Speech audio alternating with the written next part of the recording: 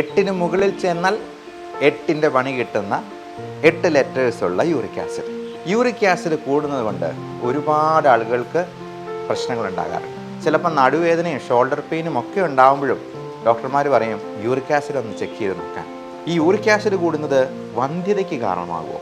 നമുക്ക് ഏറ്റവും കൂടുതൽ വണ്ണം ഉണ്ടാക്കുന്നതും ഈ യൂറിക് ആസിഡ് ഉണ്ടാക്കുന്നതും ഒക്കെ ഈ പറഞ്ഞ സാധനങ്ങൾ തന്നെയാണ്.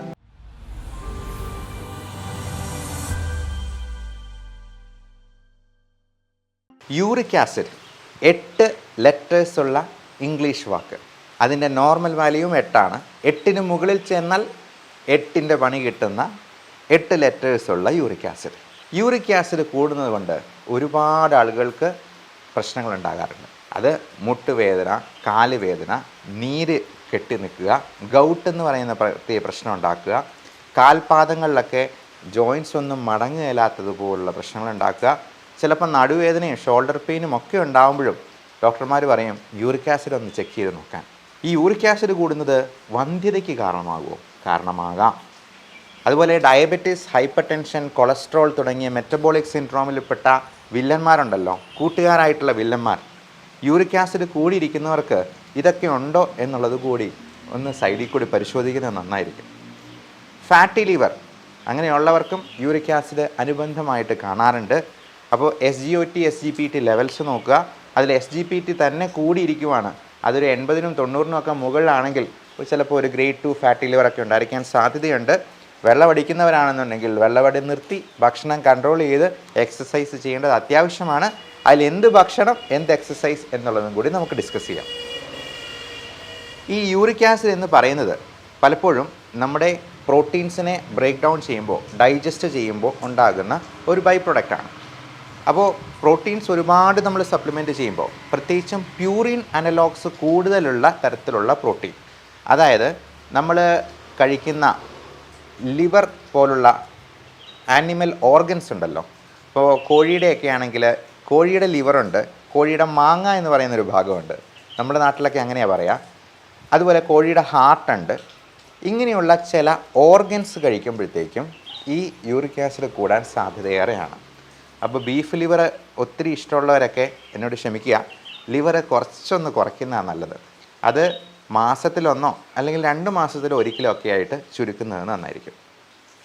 അതേപോലെ തന്നെ നമ്മൾ കാർബോഹൈഡ്രേറ്റ്സ്, ഷുഗർ ഇതിൻ്റെ ഇൻടേക്ക് പരമാവധി കുറയ്ക്കുക. നമുക്ക് ഏറ്റവും കൂടുതൽ വണ്ണം ഉണ്ടാക്കുന്നതും ഈ യൂറിക് ആസിഡ് ഉണ്ടാക്കുന്നതും ഒക്കെ ഈ പറഞ്ഞ സാധനങ്ങൾ തന്നെയാണ്. അത് മധുരം എന്ന് പറയുന്നത് വൈറ്റ് പോയിസൺ എന്നാണ് പറയുക. അതുപോലെ ബേക്കറി സാധനങ്ങൾ, മൈദ അടങ്ങിയിട്ടുള്ള സാധനങ്ങൾ, അത് പൊറോട്ട മാത്രമല്ല കേട്ടോ. നമ്മൾ ബേക്കറിയിൽ നിന്ന് വാങ്ങിച്ച് കഴിക്കുന്ന ബ്രെഡ്, ബിസ്ക്കറ്റ്, ബണ്ണ്, കുബൂസ് തുടങ്ങിയതെല്ലാം മൈദയാണ്.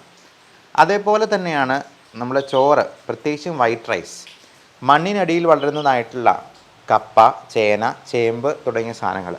എന്നാൽ അതിനൊക്കെ നല്ലൊരു സബ്സ്റ്റിറ്റ്യൂട്ടാണ് ചക്ക.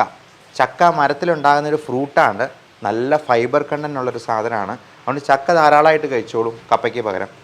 ഇങ്ങനെയുള്ള സാധനങ്ങളൊക്കെ നമ്മൾ കൃത്യമായിട്ട് അസസ് ചെയ്ത് അത് എന്തേലും ഉള്ളിൽ പോകുന്നുണ്ട് എന്നുള്ളതിനെപ്പറ്റി നമുക്കൊരു കണക്കുണ്ടാവണം.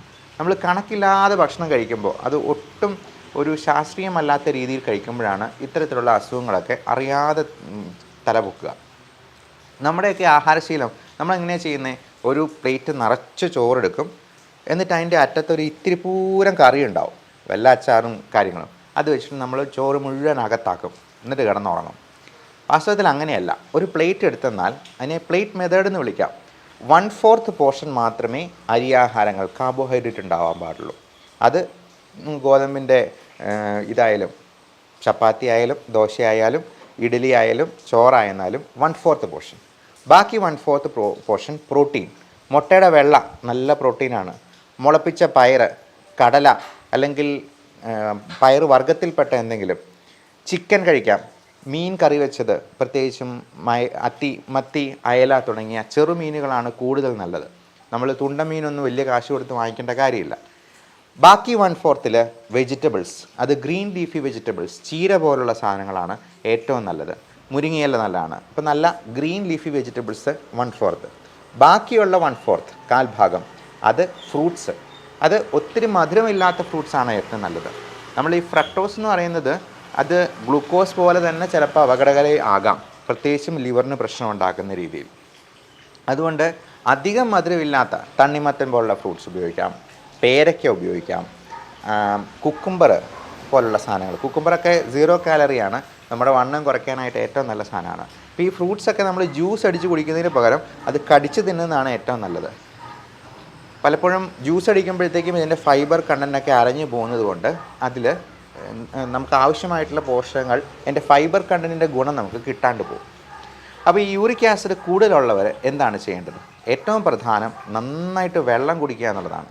നമുക്ക് പലപ്പോഴും നല്ല വിശപ്പുള്ളപ്പോൾ നല്ലപോലെ വെള്ളം കുടിച്ചെന്നാൽ തന്നെ നമ്മുടെ വിശപ്പൊന്ന് അടങ്ങും. അപ്പോൾ ഞങ്ങൾ ഡോക്ടർമാർ വണ്ണം കുറയ്ക്കാനുള്ളവരോട് പറയാറുണ്ട്, ഭക്ഷണത്തിന് മുമ്പ് മരുന്ന് പോലെ കഴിക്കേണ്ട ചില സാധനങ്ങളുണ്ട്. അതിലൊന്നാണ് വെള്ളം. ഒരു 3 ഗ്ലാസ് ചൂടുവെള്ളം ആദ്യമേ തന്നെ ഒന്ന് കുടിക്കുക.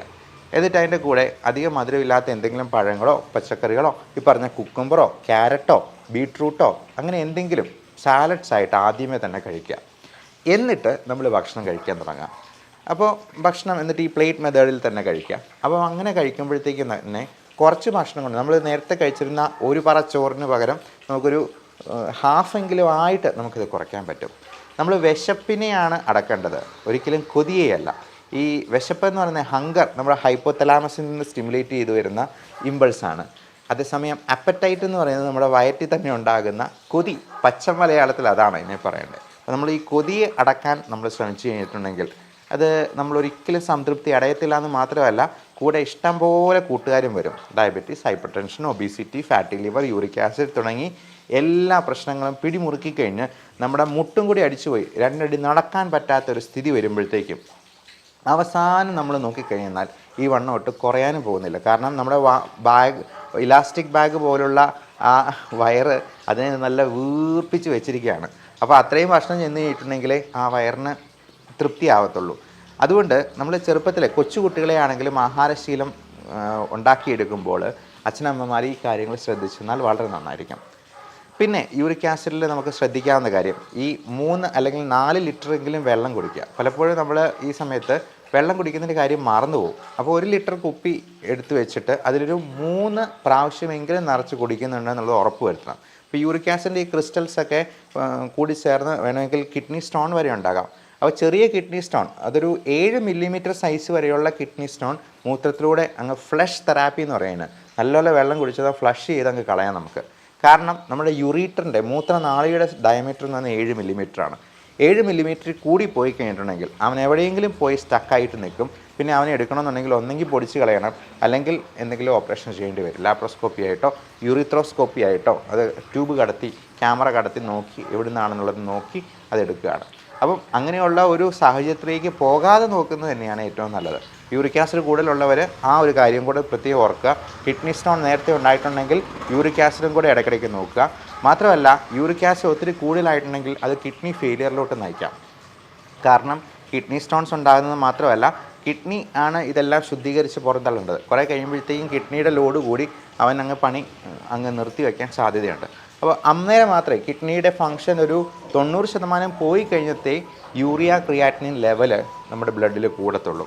അതുവരെ യൂറിയ ക്രിയാറ്റിനിൻ അവന് ഉള്ള ശക്തി വെച്ചിട്ട് അവൻ വലിച്ചുകൊണ്ടിരിക്കും. അവസാനം ആകുമ്പോൾ മാത്രമേ ഈ ലെവൽ കൂടുതലായിട്ട് കാണിക്കാറുള്ളൂ. അപ്പം പലരും പാനിക്കായിട്ട് വിളിക്കാറുണ്ട്, എൻ്റെ ക്രിയാറ്റിനിൻ 1.4 ആണ്, പ്രശ്നമുണ്ടോ ഡോക്ടറെ? ഒരു പ്രശ്നമില്ല. 1.5 മുകളിലാണെങ്കിൽ മാത്രമേ നമ്മളത് കൃത്യമായിട്ട് നോക്കേണ്ടതുള്ളൂ. അതുപോലെ യൂറിയ ലെവലാണെങ്കിൽ, ഇപ്പോൾ യൂറിയ ക്രിയാറ്റിനൊക്കെ ഒരു പ്രോസ്റ്റേറ്റ് ഗ്രന്ഥിക്ക് വീക്കം ഉള്ളവർക്ക് യൂറിയ ക്രിയാറ്റിൻ കൂടുതലായി പോകാമെന്ന് കാണാറുണ്ട്. അത് കിഡ്നിയെയും കൂടെ കോംപ്രമൈസ് ചെയ്യുന്നത്. ഇപ്പം പുരുഷന്മാരിൽ ഒരു 50 വയസ്സിന് ശേഷം പ്രോസ്റ്റേറ്റ് ഗ്രന്ഥിയുടെ വീക്കം ഉണ്ടാകാനുള്ള സാധ്യത വളരെയധികമുണ്ട്. അതുകൊണ്ട് തന്നെ അവർ ഒരു അൾട്രാസൗണ്ട് സ്കാൻ ചെയ്ത് നോക്കുന്നത് നല്ലതായിരിക്കും. മാത്രമല്ല serum prostate specific antigen PSA എന്ന് പറയുന്ന പ്രോസ്റ്റേറ്റിൻ്റെ ക്യാൻസറിൻ്റെ ഒരു സാധ്യത നമ്മൾ മുൻകൂട്ടി കണ്ട് ഒന്ന് റൂൾ ഔട്ട് ചെയ്യുന്നത് നന്നായിരിക്കും. കാരണം PSA ഇപ്പോൾ പ്രോസ്റ്റേറ്റിൻ്റെ ക്യാൻസർ എന്ന് പറയുന്നത് അത് വളരെ സ്ലോ ഗ്രോയിങ് ട്യൂമറാണ്. നമ്മളത് ഏർലി സ്റ്റേജിൽ കണ്ടുപിടിച്ചെന്നാൽ അത് ഒരു 10-20 വർഷത്തേക്ക് ഒരു കുഴപ്പം ഉണ്ടാക്കാത്ത രീതിയിൽ നമുക്ക് അവനെ കൺട്രോൾ ചെയ്ത് നിർത്താം. മാത്രമല്ല പുരുഷന്മാരിൽ പലപ്പോഴും മൂത്രതടസ്സം ഉണ്ടായേക്കാം. പ്രോസ്റ്റേറ്റ് ഗ്രന്ഥി വലുതായി വന്ന് അതിൻ്റെ മൂത്രനാളിയെ കംപ്രസ് ചെയ്യാം, അല്ലെങ്കിൽ യൂറിനറി ബ്ലാഡറിനെ മൂത്രസഞ്ചിയെ കംപ്രസ് ചെയ്ത് വെക്കുന്നതുകൊണ്ട് മൂത്രം മുഴുവനായിട്ട് സംഭരിച്ച് വെക്കാൻ പറ്റാതെ വരാം. അതുകൊണ്ട് ഇടയ്ക്കിടയ്ക്കെല്ലാം മൂത്രം ഒഴിക്കാൻ തോന്നുക, രാത്രിയിൽ ഉറക്കം തടസ്സപ്പെട്ടു പോകും. അതുകൊണ്ട് തന്നെ അതുപോലെ മൂത്രം ഒഴിച്ചു കഴിഞ്ഞെന്നാലും അത് മുഴുവനായിട്ടും പോയില്ല എന്നൊരു തോന്നലുണ്ടാവുക, ഇങ്ങനെയുള്ള പ്രശ്നങ്ങളൊക്കെ ഇതിനോടനുബന്ധിച്ച് കാണാറുണ്ട്. അപ്പോൾ ഇതെല്ലാം uric acid, urea, creatinine, prostate തുടങ്ങിയ പ്രശ്നങ്ങളെല്ലാം ചിലപ്പോൾ അനുബന്ധമായിട്ട് വരാം. അതുപോലെ കാൽഷ്യം ഡെഫിഷ്യൻസി, കാൽഷ്യം വൈറ്റമിൻ D3യുടെ ഡെഫിഷ്യൻസി ഒക്കെ നമ്മൾ ഒരു പ്രായം കഴിഞ്ഞാൽ അത് കൃത്യമായിട്ട് മോണിറ്റർ ചെയ്ത് ആവശ്യമെങ്കിൽ അതിൻ്റെ സപ്ലിമെൻറ്റ്സ് എടുക്കുകയും വേണം എന്നുള്ളത് പ്രത്യേകം ഓർമ്മിപ്പിക്കുന്നു. ഇനി നമുക്ക് ഇതിൻ്റെ മെറ്റബോളിസത്തെക്കുറിച്ചൊന്ന് ഡിസ്കസ് ചെയ്യാം. അതിനെങ്ങനെ ഹെൽപ്പ് ചെയ്യാവുന്ന രീതിയിൽ നമുക്ക് ആഹാര ക്രമീകരണങ്ങൾ നടത്താമെന്ന് പറയാം. പലപ്പോഴും നമ്മൾ കഴിക്കുന്ന പ്രോട്ടീൻ ഫുഡിൽ നിന്ന് ആമിനോ ആസിഡ്സ് ആയിട്ട് അതിനെ ഡിഗ്രേഡ് ചെയ്ത് എടുക്കുകയാണ് ചെയ്യുന്നത്. നമ്മുടെ ശരീരത്തിലെ ഡൈജസ്റ്റീവ് പ്രോസസ്സ് അങ്ങനെയാണ്. ഈ ആമിനോ ആസിഡ്സിൽ നിന്ന് പ്യൂറിൻസ് എന്ന് പറയുന്ന ഒരു കോമ്പൗണ്ട് ഉണ്ടാകും, അതിനെ വിഘടിച്ചുണ്ടാകുന്നത്. ഈ പ്യൂറിൻസ് ആണ് പിന്നീട് യൂറിക് ആസിഡായിട്ട് മാറുകയും കിഡ്നീസാണ് അതിനെ എലിമിനേറ്റ് ചെയ്ത് കളയുകയും ചെയ്യുന്നത്. അപ്പോൾ ഒരുപാട് പ്രോട്ടീൻ നമ്മൾ സപ്ലിമെൻറ്റ് ചെയ്യുമ്പോൾ നേരത്തെ പറഞ്ഞതുപോലെ ഉള്ള ഓർഗൻസ്, അതായത് ഹാർട്ട്, ലിവർ, നമ്മുടെ കോഴിയുടെയൊക്കെ ഹാർട്ട്, ലിവർ, ബീഫ് ലിവർ ഒക്കെ ഒത്തിരി കഴിക്കുമ്പോഴത്തേക്കും ഒരുപാട് പ്യൂറിൻ കണ്ടൻറ്റ് കൂടുകയാണ് ചെയ്യുന്നത്.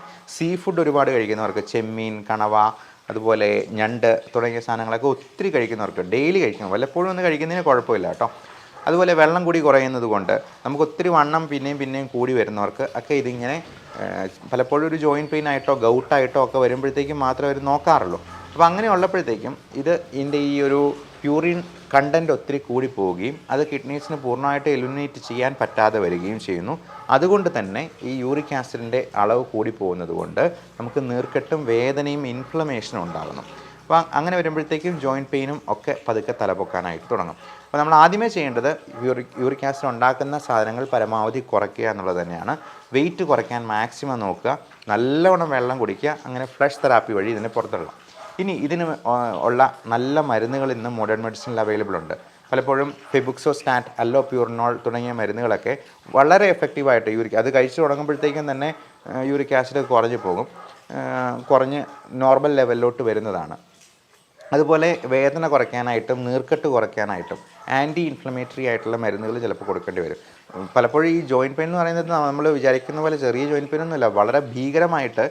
എൻ്റെ അങ്കിളിന് ഈ പറഞ്ഞ പോലെ യൂറിക് ആസിഡ് കൂടുതലായിട്ട് അദ്ദേഹത്തിന് ഓഫീസിൽ പോലും പോകാൻ പറ്റാതെ വന്നതാണ്. അപ്പം അങ്ങനെ മരുന്നൊന്നും കഴിക്കാതെ അങ്ങനെ ഇരിക്കുന്നതിനേക്കാൾ നല്ലത് നമ്മൾ മരുന്ന് ഞാൻ അന്ന് ചെന്ന് കഴിഞ്ഞപ്പോഴത്തേക്കും ഒരു മരുന്ന് കൊടുത്തു, അന്ന് ഓഫീസിൽ പോവുകയും ചെയ്തു. അന്ന് ലീവ് എടുത്ത് വീട്ടിലിരിക്കാമെന്ന് വിചാരിച്ചിരുന്ന ആൾ ഓഫീസിൽ പോവുകയും ചെയ്തു. കാര്യം അതിന് അത്രയ്ക്ക് ഡ്രമാറ്റിക് ആയിട്ടുള്ള മാറ്റം വരുത്താൻ പറ്റും എന്ന് മനസ്സിലാക്കുക. ഇതൊക്കെ ഈ മരുന്നുകളൊക്കെ ആയിരക്കണക്കിന് വർഷങ്ങളുടെ ഗവേഷണങ്ങൾ കൊണ്ടാണ് ഒരു മരുന്ന് കണ്ടുപിടിച്ച് വിപണിയിൽ ഇറക്കുന്നത്, മോഡേൺ മെഡിസിനിൽ പ്രത്യേകിച്ചും. അപ്പോൾ അത് ഏത് വൈദ്യശാസ്ത്ര ശാഖയാണെങ്കിലും അതിന് പിന്നിൽ കൃത്യമായിട്ടുള്ള ശാസ്ത്രീയമായിട്ടുള്ള ഗവേഷണങ്ങൾ നടക്കുന്നുണ്ടെങ്കിൽ, അതുകൊണ്ടാണ് എപ്പോഴും രജിസ്റ്റേർഡ് മെഡിക്കൽ പ്രാക്ടീഷണറുടെ അടുത്ത്, അത് ഹോമിയോ ആണെങ്കിലും ആയുർവേദമാണെങ്കിലും വിരോധമില്ല, അവർക്ക് അവരുടേതായിട്ടുള്ള മരുന്നുകളുണ്ടാവും. അപ്പോൾ നിങ്ങൾക്ക് വിശ്വാസമുള്ള ഒരു വൈദ്യശാസ്ത്ര മേഖല തിരഞ്ഞെടുക്കുന്നതിൽ യാതൊരു തെറ്റുമില്ല. അങ്ങനെ കൃത്യമായി നമ്മുടെ ആരോഗ്യം പരിപാലിക്കാനായിട്ട് ശ്രദ്ധിക്കുക. Thank you.